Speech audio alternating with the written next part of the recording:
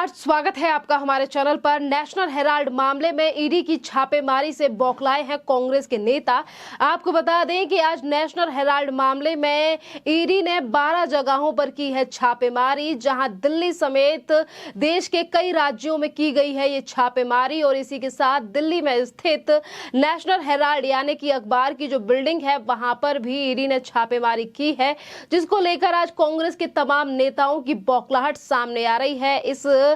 छापेमारी को लेकर। जहां एक तरफ राहुल गांधी ने अपने फेसबुक पर लिखा है इस ईडी की छापेमारी को लेकर लंबा चौड़ा पोस्ट, और उसमें राहुल गांधी ने यह भी कहा है कि हम डरेंगे और ना ही तो हम इन्हें डराने देंगे, ना हम डरेंगे ना हम इन्हें डराने देंगे। और इसी के साथ छत्तीसगढ़ के मुख्यमंत्री भूपेश बघेल, राजस्थान के मुख्यमंत्री अशोक गहलोत और इसी के साथ लालजी देसाई, तमाम इस तरीके के जो नेता हैं उनकी बयानबाजी सामने आई है पूरे इस मामले को लेकर, जो कि ईडी की तरफ से छापेमारी की गई है। पहले शुरुआत करते हैं, जैसा कि मैंने आपको पहले बताया कि राहुल गांधी ने एक लंबा चौड़ा पोस्ट लिखा है इस पूरी कार्यवाही को लेकर कि किस तरीके से आज ईडी की तरफ से ये छापेमारी की गई है। तो उस पर राहुल गांधी ने अपने फेसबुक पर लिखा है कि खुद को अकेला मत समझना, कांग्रेस आपकी आवाज है और आप कांग्रेस की ताकत। तानाशाह के हर फरमान से जनता की आवाज दबाने की हर कोशिश हमें लड़ना है। आपके लिए मैं और कांग्रेस पार्टी लड़ते आ रहे हैं और आगे भी लड़ेंगे।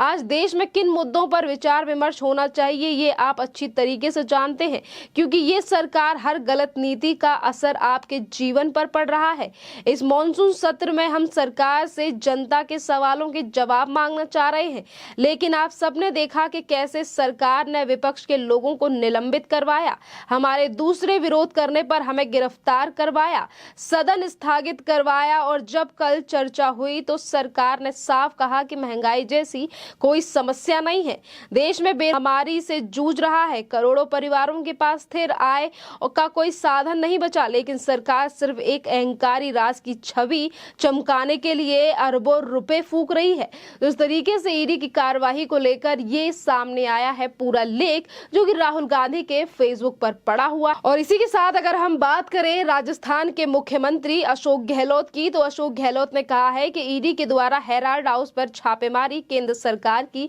बौखलाहट का प्रतीक है। तो यहाँ पर आप देख सकते हैं कि किस तरीके से ये तमाम बातें की गई हैं कांग्रेस के नेताओं की तरफ से। और इतना ही नहीं, आपको बता दें कि छत्तीसगढ़ कांग्रेस की तरफ से कहा गया है कि ईडी की छापेमारी सिर्फ बहाना है, अंग्रेजों के दलालों का गांधी ही निशाना है। और इसी के साथ कांग्रेस के नेता जयराम रमेश का भी इस पूरे मामले को लेकर बयान सामने आया है, और उन्होंने भी कहा है कि हम उन लोगों के खिलाफ की जा रही प्रतिशोध की राजनीति की कड़ी निंदा करते हैं, ये सिर्फ गांधी परिवार को टारगेट किया जा रहा है। और इसी के साथ हम आपको बता दें कि कांग्रेस के नेता लालजी देसाई ने भी इस पूरे मामले को लेकर अपनी राय सामने रखी है, उनकी भी बौखलाहट सामने आई है ईडी की इस छापेमारी को लेकर जो कि की जा रही है नेशनल हेराल्ड मामले को लेकर। और इसी पर लालजी देसाई ने कहा है कि ना अंग्रेजों के मुखबिर से घबराए थे, ना ईडी की छापेमारी से घबराएंगे। इस तरीके की बयानबाजी दी जा रही है कांग्रेस के तमाम नेताओं की तरफ से इस ईडी की छापेमारी को लेकर, जो कि नेशनल हेराल्ड मामले में की गई है। आपको बता दें कि जिस जिस तरीके से ये मामला अब आगे सामने बढ़ता जा रहा है कि कैसे ईडी जो है पहले सोनिया गांधी से पूछताछ की और फिर राहुल गांधी से भी इस पूरे मामले में पूछताछ ईडी कर चुकी है। अब जैसे जैसे ईडी के सामने कुछ चीजें आ रही हैं, तथ्य आ रहे हैं, उन्हीं तमाम चीजों पर खोजबीन करने के लिए अब ईडी की तरफ से छापेमारी की जा रही है। और इसीलिए आज दिल्ली में स्थित नेशनल हेराल्ड की जो बिल्डिंग है वहां पर छापेमारी की गई है, और उसी को लेकर आज निंदा की जा रही है कांग्रेस के तमाम नेताओं की तरफ से। और कहा जा रहा है कि आज अगर ये इस तरीके से मामला सामने आया है और आज अगर ये कार्यवाही की गई है, आपको बता दें कि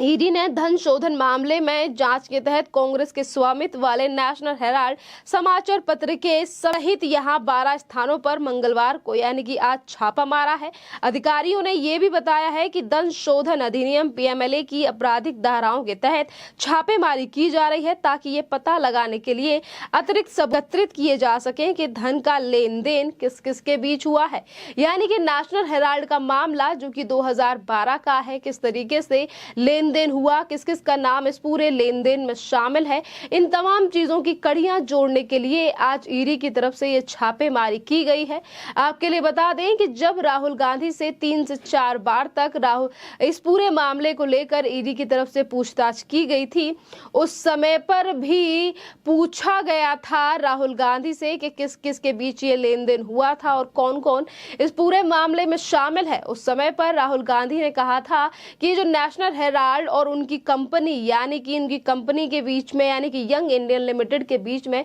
क्या डील हुई है, इस पूरे मामले के बारे में नहीं है राहुल गांधी को कोई भी जानकारी, क्योंकि इस पूरी बात के जानकार थे मोतीलाल वोहरा। और किस तरीके से राहुल गांधी ने कहा था कि मुझे इस पूरे मामले की जानकारी नहीं है, तो वहीं जनता की तरफ से भी इस पूरे मामले को लेकर उठा था सवाल और कहा गया था कि कैसे राहुल गांधी को इस पूरे मामले की नहीं है जानकारी, क्योंकि राहुल गांधी के पास और सोनिया गांधी के पास है सबसे ज्यादा इस पूरे मामले में शेयर्स। और आज वही राहुल गांधी कह रहे हैं कि मुझे इस पूरे मामले की जानकारी नहीं है, मोतीलाल वोहरा ने की थी ये डील। तो जिस तरीके से ईडी के सामने सबूत सामने लग रहे हैं, पूछताछ इस पूरे मामले में पहले ही हो चुकी है राहुल गांधी और सोनिया गांधी से, और इसीलिए अब ये छापेमारी की गई है। और शायद यही बड़ा कारण है कि आज जो नेता हैं वो इस तरीके से उनकी बौखलाहट सामने आ रही है। और राहुल गांधी तो ये तक कह रहे हैं कि जिन मुद्दों पर बात होनी चाहिए देश में, उन सभी मुद्दों पर बात करने की बजाय जो केंद्र सरकार है वो तानाशाही दिखा रही है, अपना राज दिखाने के लिए ही ये तमाम चीजें की जा रही हैं और विपक्ष के ऊपर बिठाई जा रही है ये ईडी की कार्यवाही। इसी के साथ हम आपको ये भी बता दें कि जहां कांग्रेस के नेता इस पूरे मामले को लेकर बौखलाते हुए नजर आए हैं, तो वहीं दूसरी तरफ इसी के साथ आपको बता दें कि केंद्रीय मंत्री अनुराग ठाकुर ने भी इस पूरे मामले को लेकर अपनी राय और प्रतिक्रिया दी है। जिस तरीके से कांग्रेस के नेता और राहुल गांधी आज उठा रहे हैं ईडी की छापेमारी को लेकर सवाल, आपको बता दें कि केंद्रीय मंत्री अनुराग ठाकुर ने कहा कि राहुल गांधी को जब ईडी ने बुलाया तब संसद नहीं चल रही थी, उस वक्त कांग्रेस के लोगों ने सड़क पर हंगामा किया। जांच एजेंसियां स्वतंत्र हैं, उनको उनका काम करने देना चाहिए। ये तमाम बातें कही गई हैं केंद्रीय मंत्री अनुराग ठाकुर की तरफ से, क्योंकि जिस तरीके से कांग्रेस की तरफ से इस पूरे मामले को लेकर साधा जा रहा है निशाना और कहा जा रहा है कि केंद्र सरकार कर रही है इन तमाम चीजों को जानबूझ के, इसी के लिए लंबे चौड़े ट्वीट भी किए जा रहे हैं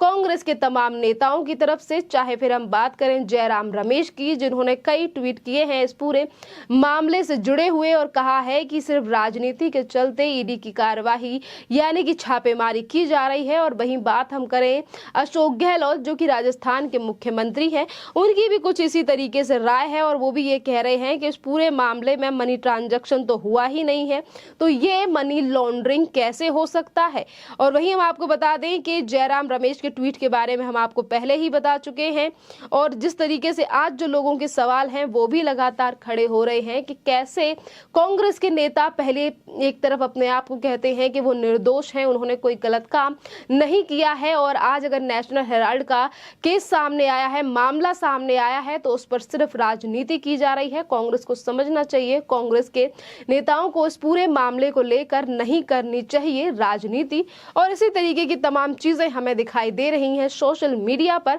आज ईडी की इस कार्यवाही को लेकर। खैर, इस मुद्दे पर आपका क्या कहना है, आप हमें कमेंट करके जरूर बताइए। धन्यवाद।